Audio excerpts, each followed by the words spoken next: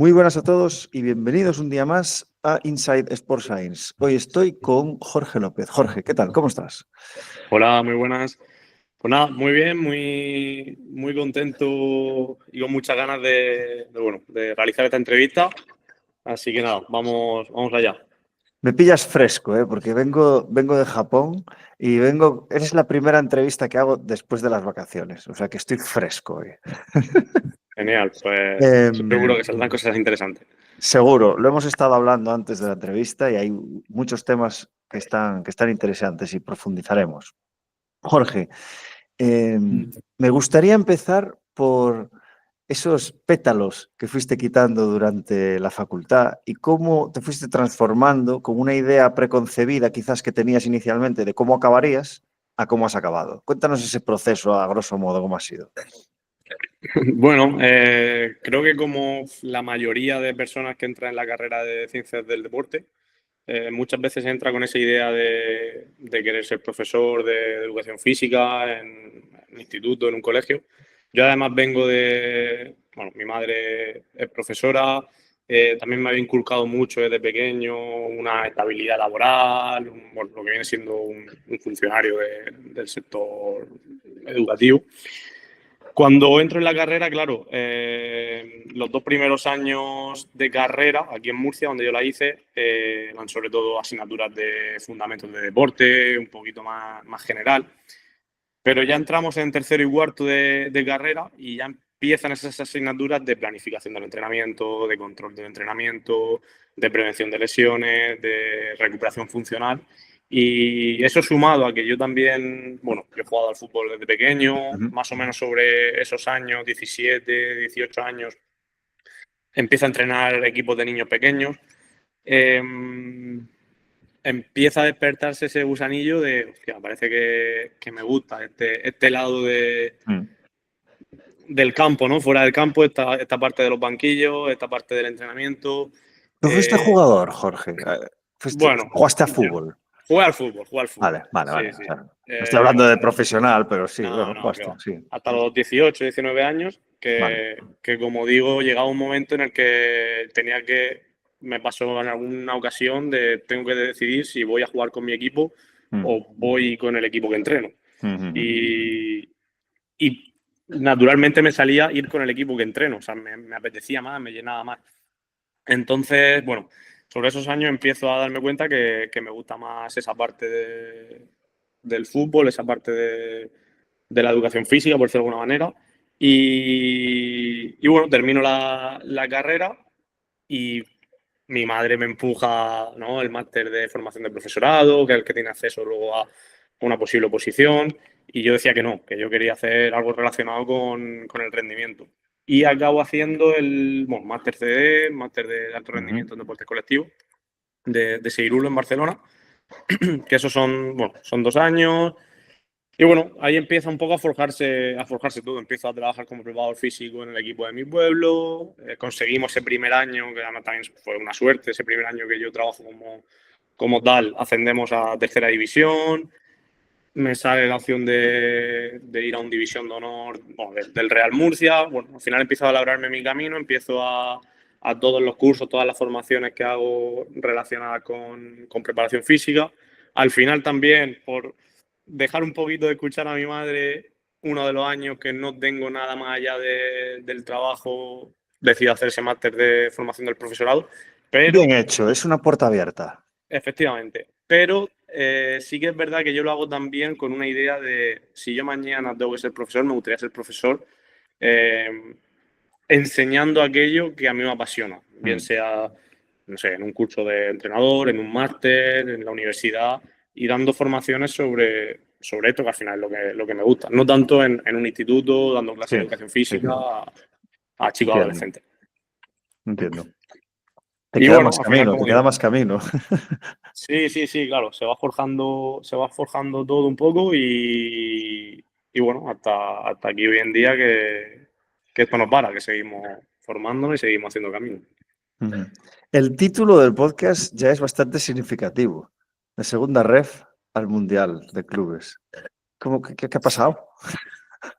Sí, A ver, yo siempre digo que todo pasa por algo, ¿no? Todo el efecto mariposa, de que el aleteo de una mariposa, cualquier decisión, cualquier cosa que haces, a lo mejor no en ese momento, pero en el futuro tiene consecuencias, ¿no? Bueno, a mí me gusta remontarme a tiempos de pandemia, donde teníamos mucho tiempo libre y yo empiezo a jugar con el Excel. Empiezo a jugar con el Excel,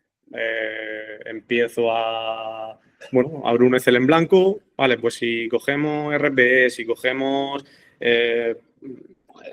TQR, que se llamaba, que era al final una especie de RPE también, pero preguntando por recuperación antes del entrenamiento. Empiezo a jugar, empiezo a aplicar fórmulas, empiezo a ver videotutoriales en YouTube de cómo conseguir sacar, cómo combinar una celda con otra, bueno, mil cosas. Y se me queda algo bastante curioso, por decirlo de alguna manera. Y se me ocurre publicarlo en Twitter. Bueno, he creado esta herramienta de control de carga, etcétera. Empieza a escribirme gente y, oye, pues la gente me pregunta si lo vendo. O sea, yo no lo había publicado con intención de vender esa herramienta. Y me escribe una persona random, porque no tiene foto, parece una típica cuenta falsa, y me dice que le interesa mucho ese Excel y que quiere que se lo venda. Vale, yo se lo vendo. Al cabo de los 2 años así, esa persona vuelve a aparecer y me ofrece un trabajo en Murcia, un equipo de Murcia, que es de donde yo soy. ¿Qué tal? Están buscando un preparador físico en este club, ¿te interesa? Yo estoy aquí ayudando como segundo entrenador, pero yo realmente no trabajo aquí. Vale, pues conozco a esa persona personalmente y resulta que es un preparador físico de un entrenador importante en España, que en ese momento estaba sin equipo y estaba colaborando con ese club de Murcia. A mitad de temporada, de hecho, esta persona firma por un equipo de primera, segunda división, no recuerdo ahora mismo, de España, con el entrenador con el que iba, y yo cojo ese contacto con esta persona. Claro, esa persona estando en ese equipo, yo aún así seguía ayudando, colaborando con él, pasándole Excel, él a lo mejor me mandaba datos del equipo y yo se los procesaba. Y esa persona, al cabo de, otra vez, 2, 3, 4 años, fue quien me llama y me ofrece la opción de dar ese salto al fútbol más profesional y acabar en Emiratos Árabes como acabé. Haciendo un rol o un trabajo más de procesamiento de datos, de control de rendimiento físico, etcétera. Entonces, bueno, en La resumen, historia. sí, un Excel que subí a Twitter, que ahora lo veo y digo, madre mía, tiene mucho margen de mejora.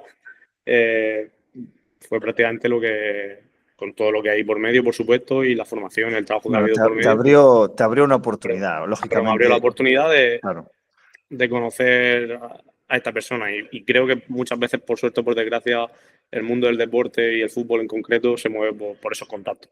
Sí, pero bueno, necesitas el contacto para tener la oportunidad, pero necesitas estar preparado para poder que la gente sienta que eres un profesional, que sabes de lo que hablas y que al final pues que haces un buen trabajo, obviamente. Que no se Así es. piensa ahora que alguien se va a hacer un Excel ahí y que le van a llover las ofertas. No, está claro, está claro. Pero bueno, nunca está mal intentarlo, obviamente. Vale, vamos un poco a ese, no tanto al Excel, sino a las funciones de analista de rendimiento. O sea, ¿cuáles eran tus funciones? ¿Qué tipo de criterios tenías para analizar el rendimiento? Que es algo que me parece dificilísimo, pero ¿cómo lo hacías tú? Vale, a ver, como objetivo principal, el objetivo básicamente era encargarse de todo relacionado con control de carga, como decimos, tema de GPS, descargar la información del GPS, procesarlo, crear un informe. A partir de esos datos, ir desarrollando investigaciones que puedan ayudar, en este caso, al preparador físico. Lo que me he encontrado este año también ha sido que en una misma temporada hemos pasado por 3 cuerpos técnicos y con sus 3 preparadores físicos y sus 3 maneras diferentes de trabajar. Eso también me ha enriquecido muchísimo y lo que empezamos haciendo con el primer staff difiere bastante de lo que hemos acabado haciendo, ¿no? Pero sí que es verdad que todos tienen un nexo común y es que lo que queríamos era, por supuesto, que tuviéramos el mayor número de jugadores disponibles el domingo para competir. A partir de ahí, bueno, mi misión era un poco ponerle esas alarmas a los jugadores, avisar en un momento dado al preparador físico, que era el que tomaba las decisiones a nivel de entrenamiento, de oye, pues quizás nos estamos sobrepasando o no estamos llegando, o este jugador en concreto está de esta manera. Porque creo que también hay un punto importante que es el de conocer a cada jugador, ¿no? Escuchaba precisamente contigo la entrevista que estabas haciendo que hiciste con Escribano, Sí. Sports Science también. El 6 para una persona no es lo mismo que un 6 para otra persona en cuanto a RPE. Lo mismo con datos más concretos. No es lo mismo 2.000, 3.000 metros en distancia total para un jugador que para otro. Entonces, bueno, mi trabajo también era desgranar a cada jugador, crear el perfil de rendimiento de cada jugador, el perfil de entrenamiento e intentar afinar al máximo la dosis que necesitaba cada jugador en el día a día, en el partido y bueno, al final, como digo, el objetivo final, que llegáramos el domingo y que todos los jugadores estuvieran disponibles para poder competir. Al final, eso que dices de tener ese ojo clínico, ese ser humano que esté analizando lo que te... Analizando, no sé, que esté interpretando lo que te está analizando los datos del GPS, es que es fundamental. Siempre va a haber una persona que sea necesaria para procesar todo esto, filtrar información y poder, lo más importante, tomar decisiones. Cuando hacíamos test a nivel físico, isocinéticos, pruebas de esfuerzo, todo. Bueno, yo también me encargaba de recopilar toda esa información, incluso a nivel de, de masa grasa, masa muscular, todos los datos posibles que pudiera ayudarnos a crear ese perfil del jugador, yo recopilaba y trataba de tener la máxima información posible de cada uno de ellos. ¿Podrías compartir algunos test que hacías para dar ideas a la gente? Bueno, hacíamos isocinético, concéntrico, excéntrico de isquio cuádriceps. Vale. Realizábamos pruebas de esfuerzo para establecer niveles de consumo de oxígeno, zonas de entrenamiento, lactato, etcétera. Perdona, las pruebas de esfuerzo, ¿cada cuánto lo hacíais? ¿O lo hacíais solo en pretemporada? En pretemporada. Hicimos vale. en pretemporada o si, bueno... O sea, lo hacéis para establecer los umbrales y todo eso. Sí, efectivamente. Vale, establecer umbrales y a partir de ahí pues, poder afinar en el entrenamiento.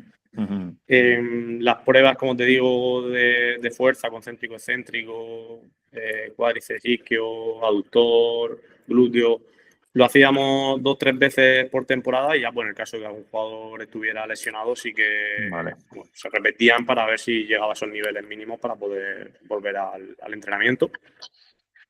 Tema de pliegues, de control de grasa, así que a lo mejor depende también del jugador, a lo mejor si había un jugador que sabía que a simple vista el jugador está bien, no requería ese seguimiento tan exhaustivo. Vale. Sí que había jugadores que sí que teníamos algún plan un poquito más, un seguimiento un poquito más exhausto con ellos y sí que se hacían cada 3 o 4 semanas. Depende también un poquito del perfil y del jugador.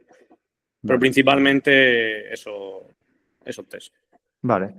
Después, ¿estos datos los comparabas intrapersona y interpersona? ¿Sabes? ¿Comparabas a cada jugador consigo mismo o lo hacías también con el resto de jugadores? ¿O con el resto de la base de datos que tuvieses? Sí. Entre intrapersonal. O sea, sobre todo esto, vale. A mí lo que me interesa es saber realmente ese jugador. Volvemos a lo mismo que hemos comentado antes. Un mismo dato, efectivamente, un mismo dato en 2 jugadores diferentes puede ser muy diferente. Sí. Entonces, bueno, sí que al final teníamos mucha información, muchos datos y bueno, sobre todo cuando teníamos más tiempo libre, entre comillas, pues sí que quizás realizábamos alguna investigación, algún estudio. Venga, vamos a comparar posiciones, vamos a ver que en función de nuestro modelo de juego vamos a ver qué posición del campo demanda más de algún parámetro en concreto. Es que por eso te decía antes, perdona, Por Sí, eso te decía antes que me parece tan difícil analizar el rendimiento, porque me lo tengo que llevar al básquet, perdona. sí, sí, Eh, claro, es que es lo que dices tú. ¿Cómo vas a comparar demarcaciones? Porque un escolta que es tirador no lo puedes comparar con un escolta que es penetrador o que es más asociativo con el resto, que genera más, que le ayuda a subir la bola al base. Claro, es que no son los mismos patrones, no son los mismos kilómetros, ni son el mismo tipo de kilómetros.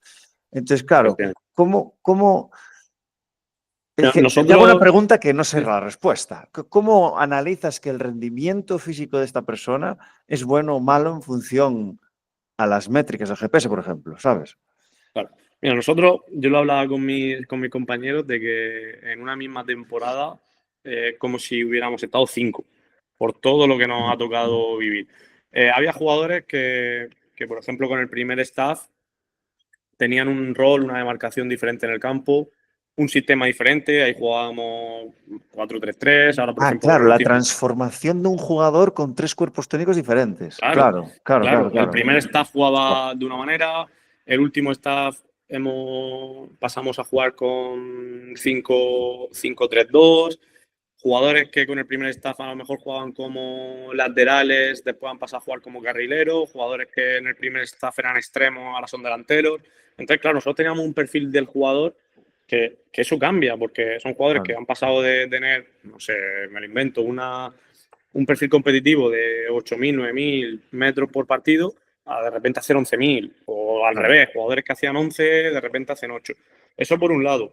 Después tenemos que el contexto del país donde estaba, teníamos 3 competiciones, hemos tenido 3 competiciones muy, muy diferentes entre ellas. En competición local, eh, bueno, atendiendo y entendiendo que hay partidos que se juegan a 45 grados, que uf, el nivel de fútbol no era muy alto.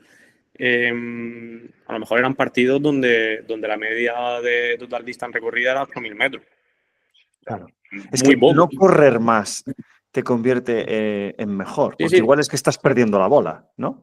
sí, sí, Pero efectivamente. bueno, claro, hay Eso que es lo medir siguiente, el rendimiento físico. Claro, pero, claro. pero a lo que voy es que en competiciones locales, domésticas, tanto ligas como copas, el ritmo de partido era muy. Yo lo miraba sobre todo en metros por minuto. Metros por minuto eran de 85, 90, a muy bajo.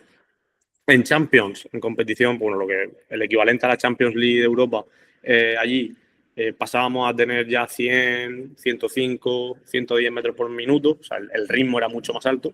Y Mm, después lo que nos hemos encontrado, por ejemplo, en el Mundial eh, es que eran 11, 12 kilómetros por partido, o sea, ya pasábamos a 120, 115 metros por minuto. Entonces, claro, según el partido con el partido que jugáramos, la competición que jugáramos, yo tenía que compararlo con 3 perfiles diferentes de cada jugador, porque no era lógico comparar un rendimiento en liga con el perfil competitivo del jugador en Champions, claro, para medir realmente el rendimiento. Después vamos más allá, como decía, ¿vale?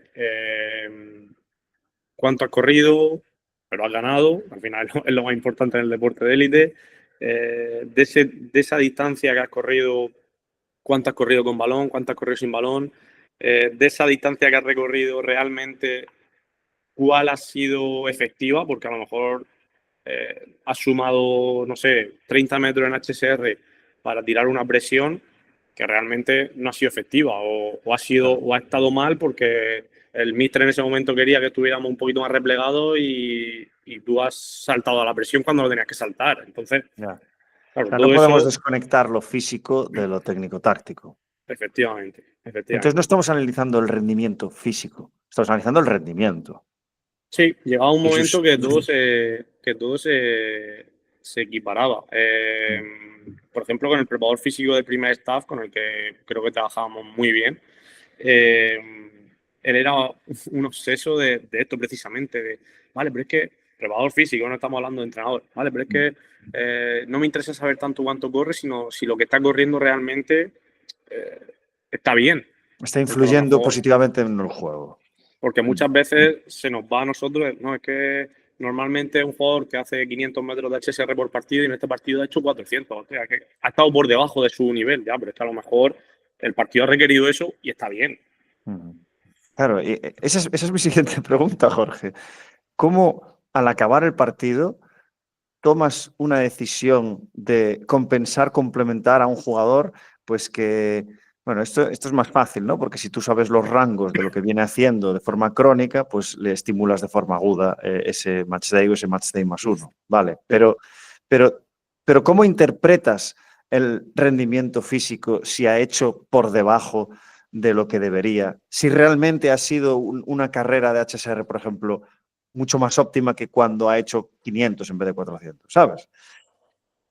Claro, yo creo que hay que diferenciar entre el deportista como atleta, como deportista, y después el deportista como jugador que compite e intenta rendir, intenta ganar, ¿no? Entonces, yo creo que realmente el trabajo que hacemos preparadores físicos, entrenadores, personal del staff, suponiendo que el partido se juega domingo, el trabajo que realmente hacemos nosotros es de lunes a sábado. Tú el domingo no lo controlas. No. ¿Vale? Entonces, si vamos a poner un ejemplo más fácil. Una persona que se está preparando una maratón sabe que tiene que correr un día.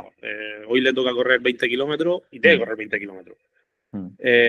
Claro, yo me lo llevo a que si yo sé que un jugador de lunes a domingo en una semana natural tiene que hacer o tiene que cubrir una distancia, yo intento que la cubra. Sabiendo que en el partido puede hacer 400 o puede hacer 600 de HSR. Entonces siempre intento dejarme ese margen. Prefiero tener un rango verde de una zona de seguridad y que tenga cierto margen, una horquilla bastante amplia. Y de lunes a sábado intentar trabajar para que cuando termine ese partido el jugador esté en la zona verde. Sí, sí. O sea, tú Entonces, tienes no que me preocupa. llenarle el vaso y pensar en el worst case escenario. Efectivamente. Entonces, en el partido no lo podemos controlar, no sabemos cómo va a ir el partido, no sabes si en el minuto 5 te vas a quedar con un jugador menos o con un jugador más y el partido cambia completamente. Entonces, por eso a mí también me gusta que el día +1, muchos microciclos, cuando ves la estructura de microciclo, el día +1 es el primer día del microciclo, muchas veces como +1, off, -4, -3, -2. Sí. Para mí la semana empieza en el día -4, porque el día +1 tú realmente lo que estás haciendo es compensar la carga que ya ha pasado. Estoy de acuerdo, estoy de acuerdo. Estás súper Entonces, condicionado con lo que ha pasado antes, entonces no puede ser el día 1. efectivamente, si tú el +1 lo estás metiendo en una semana que todavía no sabes qué va a pasar, Claro. Sí. porque a lo mejor en un +1 estás dejando a un jugador haciendo un trabajo de recuperación y llega el fin de semana siguiente y no juega. Y al final es una semana donde no has completado quizás no has llenado ese vaso. Exacto. Para acabar con el tema, aunque no te quise cortar, porque intento no cortar a la gente, pero me decías que categorizabas los partidos en 4 clústeres. Sí. Es un poco por esto, ¿no? Porque ves que hay mucha diferencia entre, por ejemplo, uno de Champions a uno local. Efectivamente. De Vale. hecho, bueno, cuando tienes, ¿verdad? No, es para que si pudieras profundizar en eso y desarrollarlo. Sí, hicimos un estudio donde, como decimos, había 4 clústeres, uno de baja demanda física, por decirlo de alguna manera, otro donde se daban partidos de alto volumen a alta velocidad, otro donde se daban muchas acciones de alta intensidad a nivel neuromuscular, aceleraciones, deceleraciones, etcétera, y otro donde había mucho volumen pero poca intensidad. Vale. Claro, lo que nosotros vimos ahí es que efectivamente los partidos de Champions, partidos exigentes, partidos contra rivales quizás más directos, se veían mucho, nosotros no salió así, se veían muchos partidos a nivel de alta demanda neuromuscular. Mucha aceleración, deceleración, ritmo alto, cambios de dirección, etcétera. Pero la mayor parte de los partidos a nivel local, por ejemplo, eran partidos donde generalmente la demanda era baja. O sea, poca distancia recorrida, poco número de sprint, poca distancia de sprint HSR, reducido número de acciones neuromusculares, etcétera. Bueno, esto también nos servía un poco para más o menos incluso preparar la semana, haciéndonos una idea de, vale, nos vamos a enfrentar a este rival, sabemos que es un rival directo o a nivel local o un partido de Champions, sabemos que esta semana el partido va a ir más por aquí, ¿no? Por el tema de lo de llenar el vaso, ¿vale? Pues quizás vamos a llenar un poquito más el vaso por aquí, dejando un poquito más de margen en el partido, porque ya en el partido probablemente le meteremos bastante dosis de X parámetros. Y luego en el minuto 5 te quedas con uno menos. Efectivamente, eso ya no lo podíamos controlar. Sí. Creo que ya para acabar e ir a otras cosas que no tienen nada que... Bueno, no, todo tiene que ver, pero que ya... Para acabar con el GPS. Sabría... estas preguntas son un poco lanzar un cuchillo, pero si tuvieses que elegir, yo qué sé, no quiero decir un número, 2, 3, 4 métricas de análisis de perfil de rendimiento físico de un jugador. Pues estos son los mejores. Si tú tienes estas 3, 4 métricas altas, con prácticamente total seguridad vas a ser de los mejores en cuanto a perfil de rendimiento. ¿Cuáles elegirías? Vale, nosotros, por ejemplo, a mí me gustaba con la marca también de modelo de GPS que llevábamos, también depende un poco de eso, principalmente con, vamos a decir, 5+1, porque era total distance, high speed running, sprint, aceleración y deceleración. Pero a mí me gustaba también controlar los RIES, que son las repeticiones de esfuerzos a alta intensidad. Principalmente yo miraba esas. Después, por ejemplo, el staff con el que hemos trabajado últimamente le gustaba mucho mirar el HMLD, Total Player Load, pero lo que sí que era seguro con todos eran estas primeras que te he dicho. Pero a mí personalmente, para medir realmente el ritmo del partido, a nivel físico, hacerme un poquito más a la idea de cómo ha estado el jugador, yo miro mucho los metros por minuto, porque realmente es lo que te marca la intensidad que ha tenido. A lo mejor ha sido un jugador que no ha hecho muchos metros a alta intensidad, porque a partir de, la alta intensidad se considera a partir, lo teníamos establecido a partir de los 20 km por hora. Pero es que a lo mejor ha sido un jugador que ha ido 90 minutos a 19,9. Ya. ¿Vale? Hostia, es verdad. Entonces, ¿Cómo? Perdona, continúa. dime. ¿Cómo estableces los... no me sale el nombre. Los criterios, no. ¿A partir de cuánto es un sprint? ¿A partir de cuánto es una aceleración? ¿Sabes? Porque hay gente que lo establece de forma diferente. Vale, No sé si te pues acuerdas esta los pregunta valores. da para rato. Porque, a ver, nosotros a nivel general tenemos entre 20 y 25 km por hora high speed running y más de 25 km por hora consideramos sprint. Ahora bien, un jugador que corre, tiene una velocidad máxima de 34 km por hora, quizás correr a 25 km por hora no le supone tanto como a un jugador que su velocidad máxima es 30 km por hora. Ya. ¿Vale? Entonces, ¿en qué estaba trabajando ahora? En intentar establecer esos metros de alta intensidad y de sprint por porcentaje de velocidad máxima. ¿Vale? Qué bueno. Claro, tú a lo mejor si establecemos que el high speed running es más o menos 85% de tu velocidad máxima, ahí ya estamos variando mucho. No controlo de esto, ¿eh? No. Claro, porque a lo mejor un jugador, como digo, que tiene una velocidad máxima de 34 km por hora, soy muy malo en matemáticas, ¿no? Pero para hacer high speed running para él, o sea, correr a alta intensidad para él, no es correr a 21 km por hora. Claro. ¿Vale? Entonces, bueno, sí, a nivel general, a nivel de bibliografía, siempre se habla de entre 20 y 25, más de 25, pero yo creo que si volvemos a lo mismo del principio, si queremos afinar al máximo con el perfil de rendimiento de un jugador, yo creo que hay que diferenciar en eso. Yo tengo que esta frase la tengo grabada a fuego, el que yo considero que ha sido un poquito mi mentor. Él siempre ha dicho, y cada vez estoy más de acuerdo con él, que el fútbol es un deporte individual donde los individuos entrenan y compiten en equipo. pero a nivel de entrenamiento es un deporte individual. Sí, sí, totalmente. Una cosa, en el congreso de Insight que hicimos en este año, traje a Pedro, una persona con muchísima experiencia en deportes individuales, precisamente por esto que acabas de decir, porque el deporte individual está presente en todos los deportes de colectivos. Totalmente. Si tú quieres hilar fino, necesitas ver al organismo individual y aumentar sus parámetros fisiológicos, biológicos y condicionales. Porque dices tú, porque si tú pones un valor de 25 kilómetros hora, pero uno, su high speed running es 30 y el otro es 38, no estás individualizando. Claro, claro. Al final, tú lo que quieres, pues lo mismo, de lunes a sábado, es entrenar al jugador, al futbolista, al deportista, para que compita al máximo nivel, primero que esté disponible, por supuesto, y después que compita a su máximo nivel.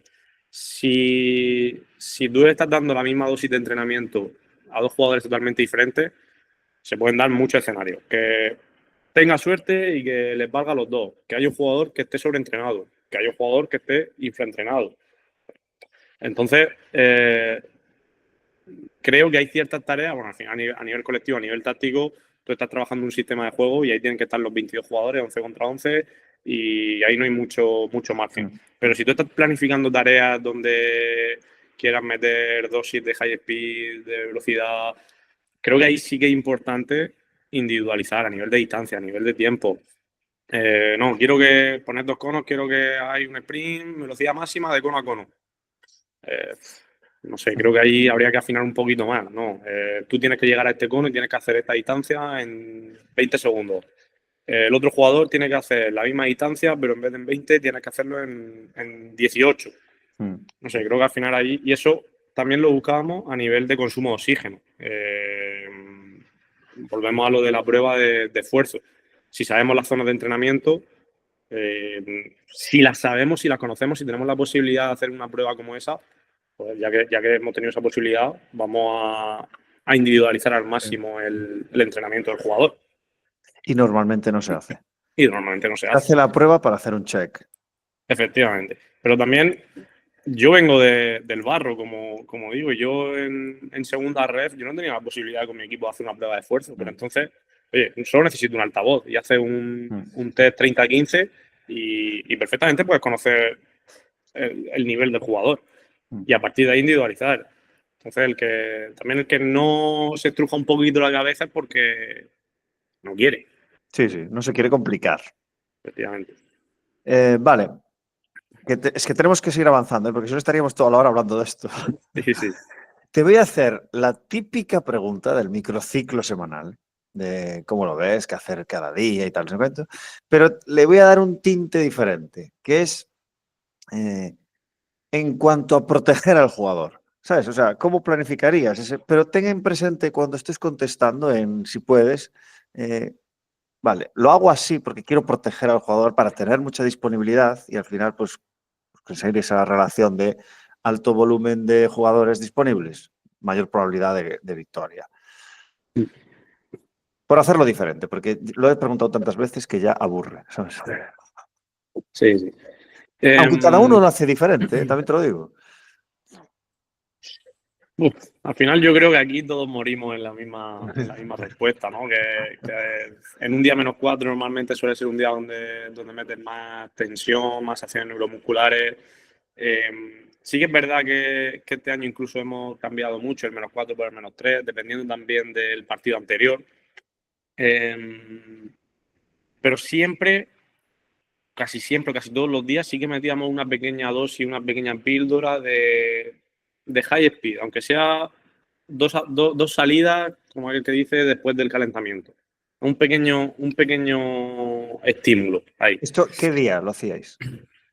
Prácticamente todos los días. Vale. Al preparador físico le gustaba y a mí la verdad que me parecía bastante interesante. Después de los calentamientos, siempre esa pequeña salidita, esa a lo mejor de 20-30 metros, estimular aunque sea, darle una pincelada al high speed running, que todos los días el jugador termine con 50-100 metros mínimo, quitando el día que sí que trabajábamos en espacios más amplios, normalmente el día -3, donde sí que se cubrían bastante bastantes metros de high speed. Ujú. El día -2, un día un poquito más tranquilito, balón parado, acciones más tácticas. Y el día -1, a mí personalmente, por ejemplo, me gusta dar ese estímulo de fuerza, un trabajo de fuerza. Quizás ejercicios generales, ejercicios básicos, sentadilla, peso muerto, hip thrust, muy pocas repeticiones, peso elevado, simplemente hay un poquito de estímulo, lo que se conoce como potenciación posactivación. Sí que me gustaba meter ese estímulo. Yo este año no lo he hecho, porque yo no estaba en campo, pero sí que cuando he trabajado en campo, esa dosis me gusta meterla también. Vale. Esto es algo que en básquet es un castigo. Sí. ¿Sabes? ¿Por qué? No conozco a todos los preparadores ni entrenadores de básquet, pero hombre, llevo muchísimo tiempo. Y esta microdosis, estas píldoras para proteger al jugador a la exposición que va a recibir de high speed running, en básquet es un castigo. ¿Sabes? Y se trabaja y se cumple con los ejercicios de contraataque, porque los sprints de básquet no son los sprints de fútbol, pero sí que hay sprints. Lo que pasa es que nunca llegan a su velocidad máxima. ¿Sabes? Porque no te llega, son 28 metros la cancha, pero sí que esos sprints de acelerativos se hacen, o sea, nunca se hacen con píldoras analíticas, salvo que sea un castigo. No, a mí, mira, cuando estaba en el club en Orihuela, en segunda ref, antes de ir a Emiratos, de vez en cuando, cuando consideraba que era oportuno, yo metía lo que llamaba las vacunas, ¿no? De vez en cuando un recordatorio es bueno, ¿no? Como las vacunas de la gripe. Y los jugadores me decían, antiguo, eres un antiguo. Pero al final te estás quitando un trabajo para mí necesario, lo estás metiendo de una manera analítica y en 5 o 10 minutos te estás quitando ese trabajo. Un castigo, bueno, al final para mí es mayor castigo que una lesión, no hay nada en un deportista. Obvio, obvio. ¿Sabes de dónde viene la palabra vacuna? No. A ver si me acuerdo, tío, porque si no la voy a liar y voy a estar aquí 3 minutos. Déjame pensar, ¿eh?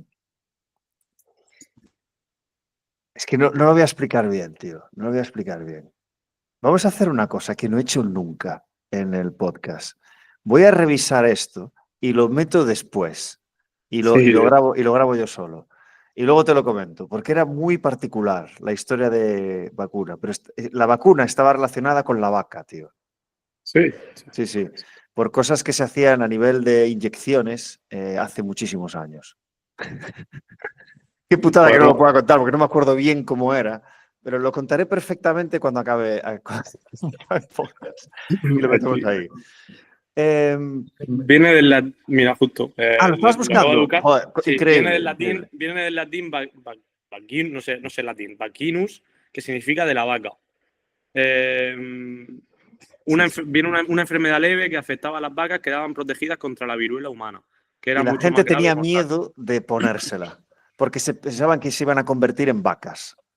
¿No? Era algo así. Sí. Utilizó el pus de las pústulas de una mujer infectada de viruela vacunada Ahí está. para incubar en un niño. Y este no desarrolló la viruela humana. Sí, bueno, entiendo que efectivamente que se inyectó algo procedente de la vaca y Y estaba relacionado con curar la viruela, ¿no? la viruela humana. Hostia, pues mira, ahí lo tienes. Hostia. Gracias por la aportación. Bueno, Increíble. pues La yo ponía vacuna. las vacunas para evitar el virus de la rotura de isquio. Qué bueno. Vale. Voy a adelantarme porque lo iba a dejar para el final, pero es que no quiero que se nos vaya el tiempo sin hablar de esto. Mundial de Clubes. Ya sabemos que hay mucha diferencia entre lo profesional y lo élite y con respecto a lo amateur. Entonces, cuéntanos un poco la experiencia de cómo lo viviste, de las diferencias que fuiste encontrando y para la gente que nunca va a estar en esa posición, pues diga, hostia, vale, pues es así. Bueno, a nivel de experiencia, imagínate, la experiencia fue top, pero desde el momento en el que nos montamos en el avión para ir a Estados Unidos, ¿no? Y llegas allí, nada más llegar al aeropuerto ya te está recibiendo un agente FIFA que te... No es que no hagas el control que hace todo el mundo, pero te pasan por sitios especiales, el Sí. acceso a los campos, el ir en un autobús con... Estrella de rock. Totalmente. O sea, y nosotros al final éramos un equipo mucho menos mediático que los mediáticos como tal. Y nosotros íbamos escoltados a los partidos con furgones de policía. A nivel extradeportivo, la experiencia fue brutal. Hasta el día que nos vamos, que nosotros quedamos eliminados. Y ya, claro, cada personal del club cogía su avión destino a casa para irse de vacaciones. Y yo, por ejemplo, era el único que venía a España. Y cuando me bajo en el aeropuerto hay hay personal FIFA que me Hostia. coge y prácticamente me lleva a la puerta de embarque. Wow. O sea, a ¿No teníais nivel posibilidad organizativo. de quedaros a ver el mundialito? Sí, el club, en este caso, el club nos dio opción de. Bueno, nos daba el billete de vuelta a casa y nos daba la opción de sacarnos el billete cuando nosotros quisiéramos, a nuestro ya cubriendo el gasto nosotros. A vuestra cuenta, sí, sí, sí. Pero bueno, después de. Claro, piensa Entonces que me voy. yo voy en julio para allá hasta Vale. junio. O sea, con lo del mundial al final no habíamos tenido vacaciones. Llevábamos 11 meses prácticamente trabajando Ya. y el fútbol me gusta mucho, pero me apetecía también llegar a casa.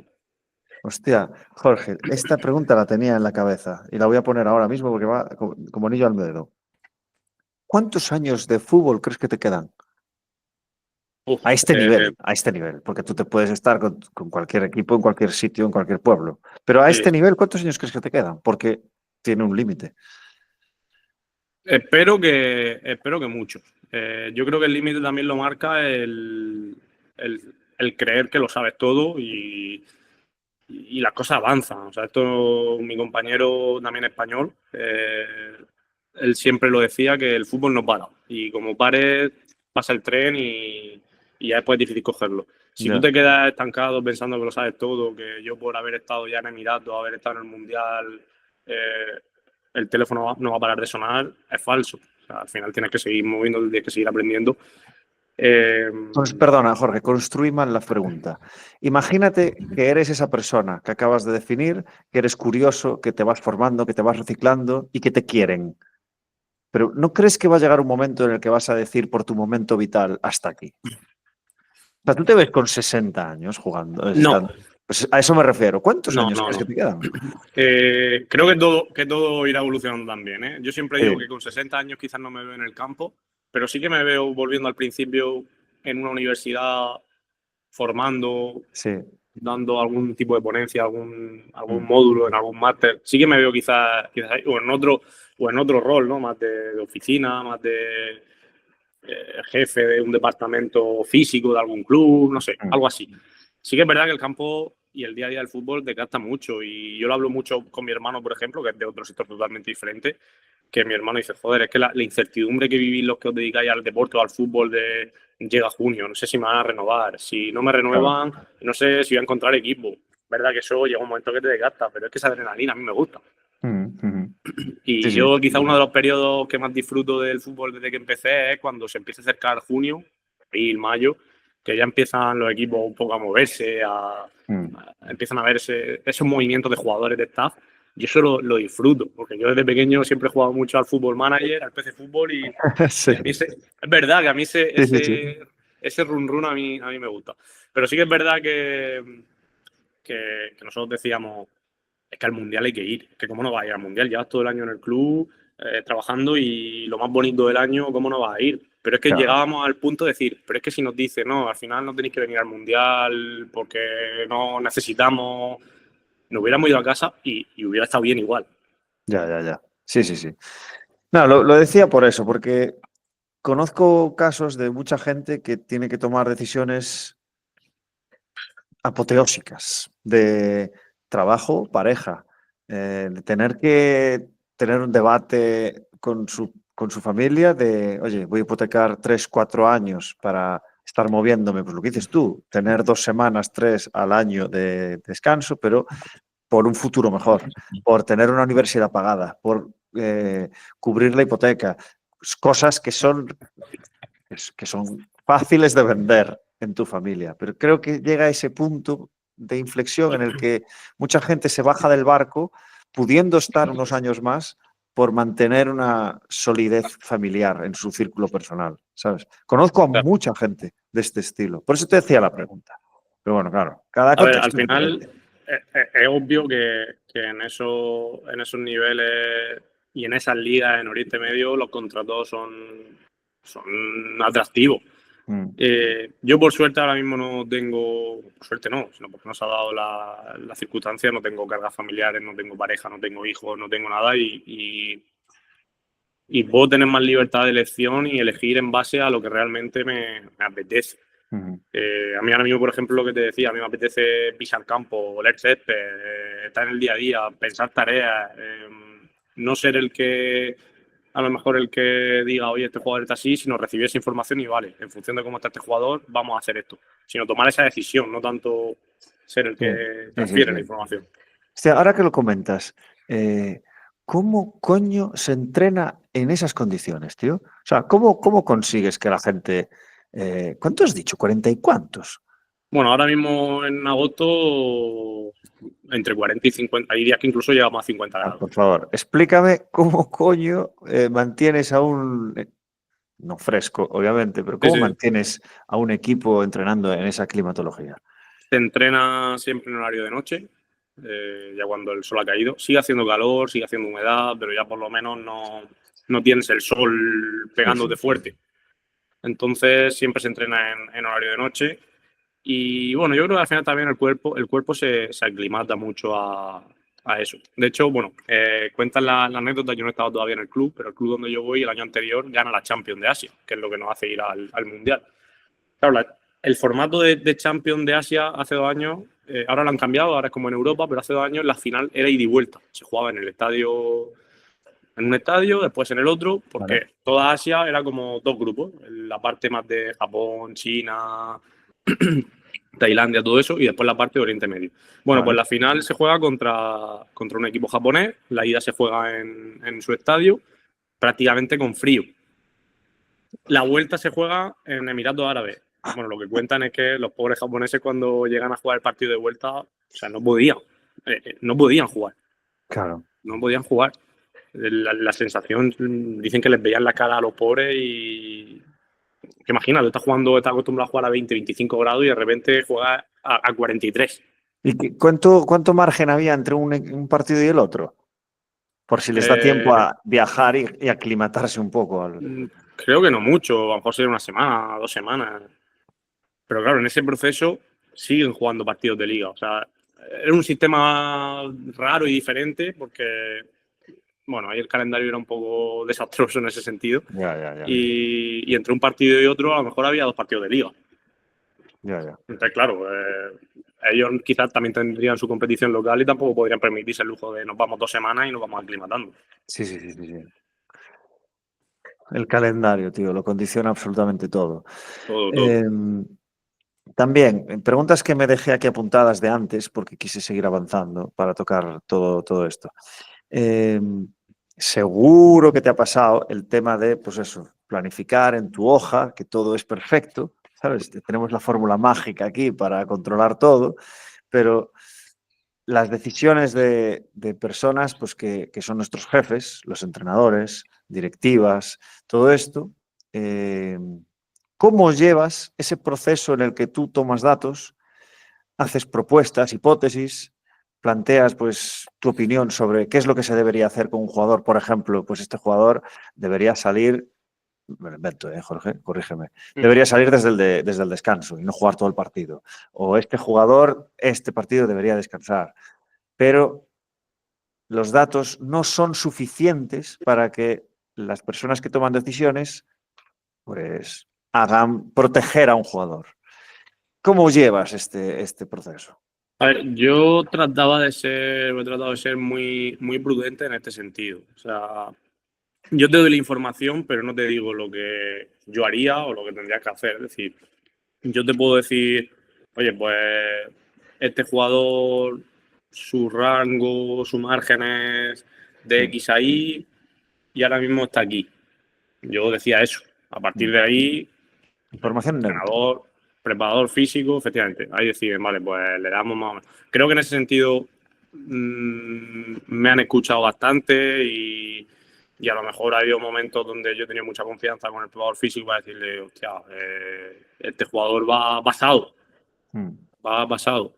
O este jugador no está llegando a quizás donde queremos que llegue. Pero es verdad que yo trataba de mantenerme neutral. Oye, estos son los datos, así estamos llegando, más o menos así vamos a llegar, porque como te digo, creo que a nivel físico soy o he sido el que más ha conocido a los jugadores durante todo el año. Claro. Yo te voy a dar mi opinión, porque he mutado mi opinión con respecto a esto.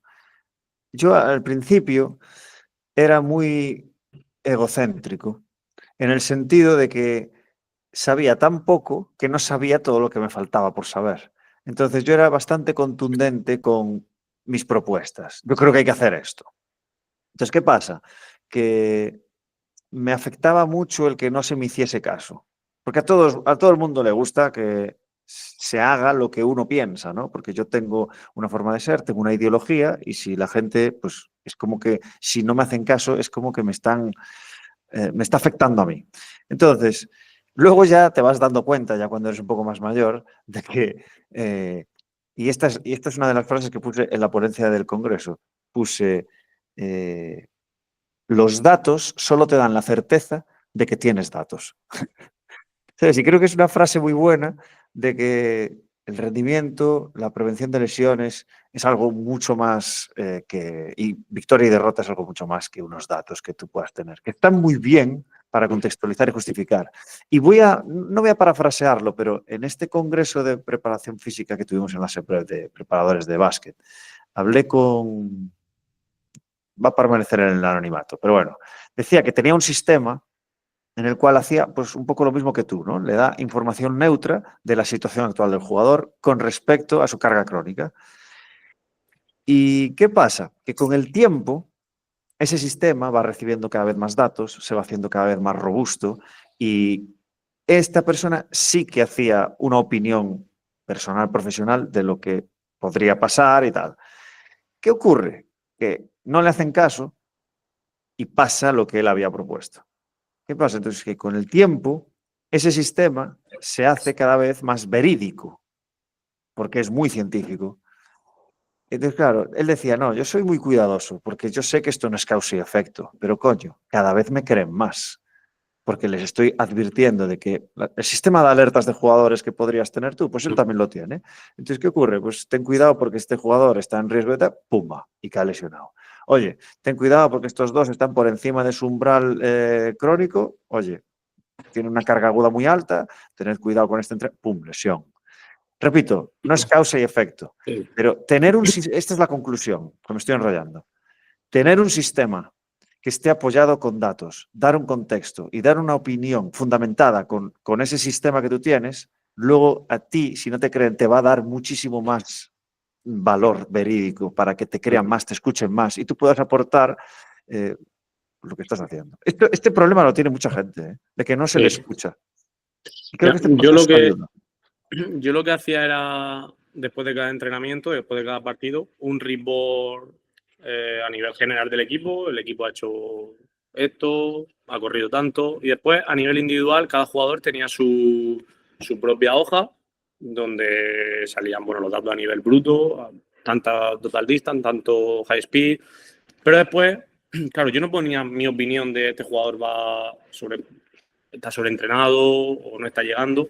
Pero sí que es verdad que en cada jugador aparecían 3-4 celdas donde salía el... A mí me gusta utilizar una variable que es similar al ratio agudo crónico, que es el EWMA, que, bueno, al que no lo conozca, al final es similar un ratio donde estás comprando la carga aguda y crónica de algún parámetro, pero a nivel exponencial, es decir, dando más valor al valor, valga la redundancia, cercano que tenemos que al lejano. Es decir, la carga de hoy depende en mayor medida de la carga de ayer, que la de antes de ayer, que la de antes de ayer, y así durante 28 días, 21, o en función de lo que establezca. Vale, bien, pues claro, yo ponía esas celdas y yo lo tenía automático. Si supera el 1,5, rojo. Si está entre 1,3 y 1,5, naranja. Si está entre 0,8 y 1,3, verde. Claro, yo no te estoy dando mi opinión, pero ahí te lo estoy poniendo. Voy a No te estoy debatir dando mi contigo. opinión. No te estoy Estás dando mi dando tu opinión. opinión. Pero es ciencia, no es la mía. ¿Vale? O sea, yo no te estoy Pero diciendo el este poner el jugador. color rojo hace que estés dando tu opinión, ¿no? Sí, no. Es decir, yo no te estoy poniendo, oye, este jugador en High Speed Running lleva un más 50% respecto a las 4 últimas semanas.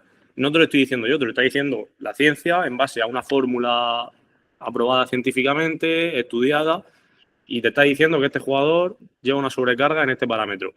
Yo no te estoy diciendo, oye, este jugador va pasado, te lo está diciendo un artículo científico, incluso un consenso al que he llegado con el encargado, en este caso el preparador físico, decir, vale, el rojo lo vamos a poner a partir del 1,5. ¿Vale? Entonces, indirectamente, bueno, sí, indirectamente quizás te estoy diciendo que este jugador está bien, está mal, no está llegando, está pasado. Y por otro lado, lo que he aprendido mucho este año en fútbol profesional es que son tiburones. En general, la gente son tiburones y si alguien ve que quizás estás metiéndote en un sitio donde que no te corresponde o que estás hablando de algo que no tienes que hablar, que no te corresponde, estás tomando una decisión que no es tuya, te quieren comer. Entonces, bueno, yo he sabido cuál ha sido mi rol, he llegado hasta donde me han dejado llegar, en algún momento he podido dar alguna opinión y, oye, si me la han aprobado, pues entonces hemos seguido investigando sobre eso, pero siempre me he intentado mantener cauto y dar toda la información posible a quien corresponda y a partir de ahí, pues, tomar decisiones. Me queda poco tiempo.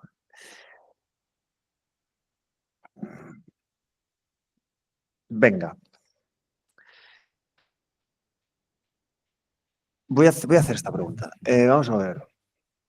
¿Cómo la construyo sin cargarme a la gente?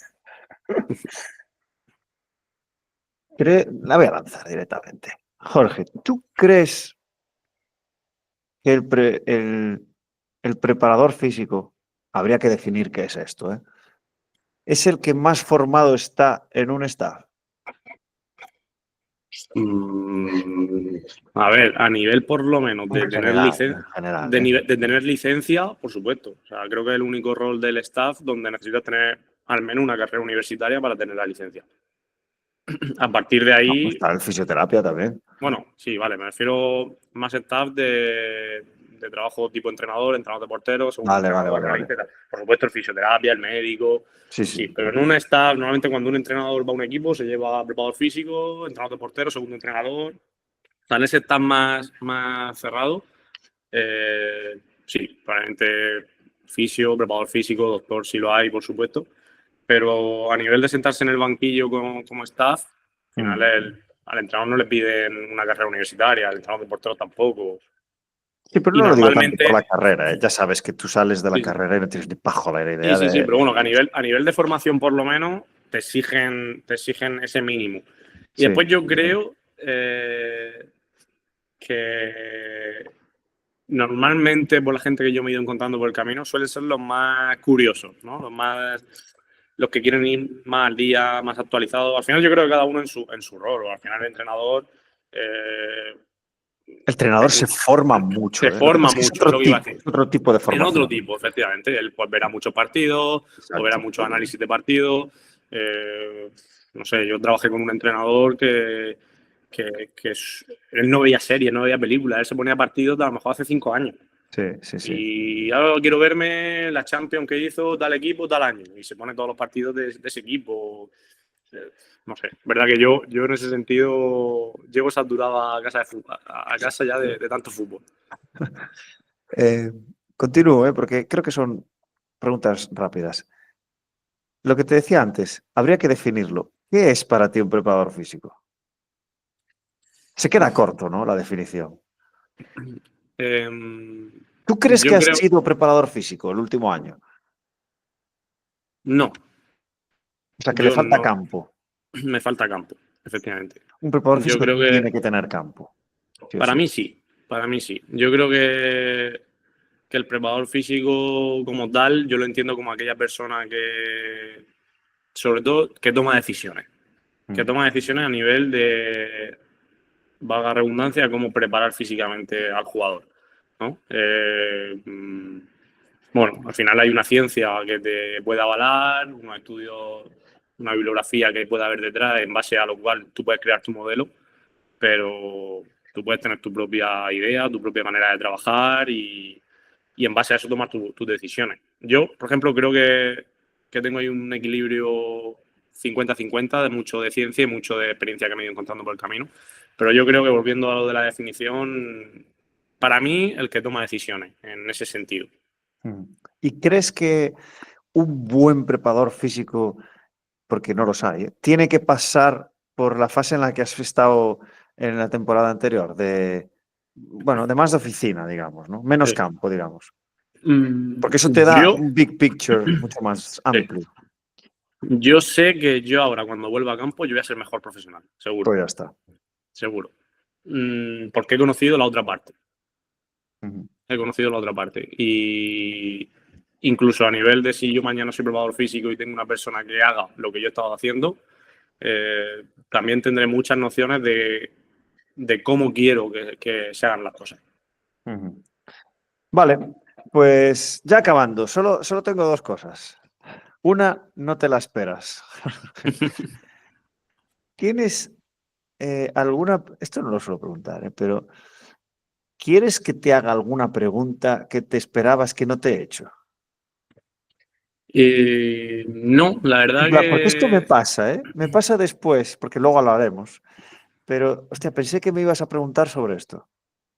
no, mira, yo normalmente cuando voy a una entrevista de trabajo o cuando me enfrento a algo tipo así, yo llevo muchos escenarios en mi cabeza, ¿no? De, vale, si me pregunta esto, voy a salir por aquí, si me pregunta lo otro, voy a Sí. salir por aquí. Pero es verdad que no, al revés. O sea, venía escuchando de camino, tenía una hora de coche hasta llegar a casa y venía escuchando otro podcast, otra entrevista que hiciste y no iba pensando en, hostia, a ver si me pregunta algo así, ¿no? La verdad Vale, pues te la que cambio. en ese sentido, bien. ¿Con quién te gustaría sentarte a charlar? De nuestro gremio, ¿eh? De preparación física, como lo haces tú, tal. Pues mira, cuando estuvimos en el Mundial tuvimos la suerte de enfrentarnos al Manchester City y tuve un rato para charlar bastante con Lorenzo Buenaventura, que es el preparador Hostia, físico que lleva Pep Guardiola. Y bueno, al final fue una charla de 15-20 minutos, en ese tiempo previo a que los equipos se vayan a calentar y tal. Y con esa persona, por ejemplo, me encantaría sentarme y hablar, sí, sí. porque además ¿Cuán- el trato que recibí por su parte en esos 15-20 minutos fue espectacular. ¿Y Lorenzo qué lleva con Pep desde Yo cuándo? creo, yo creo que desde que Pep va al Bayern de Múnich, Ah, vale, vale, vale. Vale. o sea, todo estos años. No lo controlo, ¿eh? Solo sé quién es por una conferencia que tiene, que es muy famosa, que está en YouTube. Está muy Sí, guay. Y se sí, sí. ve que el tío es sabio. ¿Sabes? Este no es preparador físico, tío. Este es sabio. Claro, él ya ha adoptado un rol, volviendo a la pregunta que me decías cómo te ves dentro de unos años, que yo siempre digo que a mí me encantaría llegar a ese rol, que al final no es preparador físico, él es el que coordina todo. Claro. ¿No? No es el que se va al barro a lo mejor a preparar una tarea, es al final el que controla, vale, hoy se va a hacer esto, se va a hacer lo otro.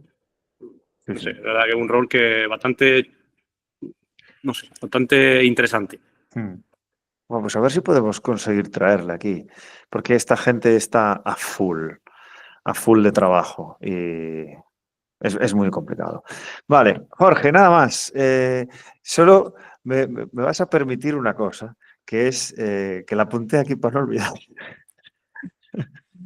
El Excel, o sea, la casilla del Excel que establece de qué color sale, se llama formato condicional. Condicional. Entonces, estás condicionando un poquito. Estoy condicionando, sí, sí, sí. Un poquito. Sí, sí, sí. No, Buena, pero puedo buena hacer esa. la chorrada del fin Buena de esa, buena entrevista. esa. Jorge, un abrazo muy fuerte, ha sido un placer, me lo he pasado genial, se ha pasado rapidísimo. y han aparecido cosas nuevas que siempre me gustan estas entrevistas así frescas que digo, hostia, llevo casi 300 entrevistas hechas y aún me aparecen cosas nuevas, mecanismos nuevos, formas de hacer diferentes y te lo agradezco un montón que has compartido de forma totalmente abierta todo lo que haces, cómo lo haces y por qué. Así que es un placer haberte tenido aquí y disfrutar de un tiempo charlando juntos. Despide tú, por favor, el podcast. Ha sido un placer. Cuídate y te deseo lo mejor en lo profesional, sobre todo en lo personal. Nada, un placer para mí estar aquí. A ti, por supuesto, darte las gracias y la enhorabuena por lo que haces, porque bueno, creo que a nivel incluso de formación, escuchar estas charlas, estas entrevistas nos enriquece mucho. Yo cuando empecé a escucharlas, yo siempre decía, ojalá algún día poder estar ahí sentado y poder estar en la misma lista de reproducción de Spotify que hay bueno, otros profesionales de talla mundial. Y bueno, nada, muchas gracias, enhorabuena y no, Ha sido un placer, Jorge. ha sido un placer. Cuídate mucho y mucha suerte la temporada que viene. Vale, gracias.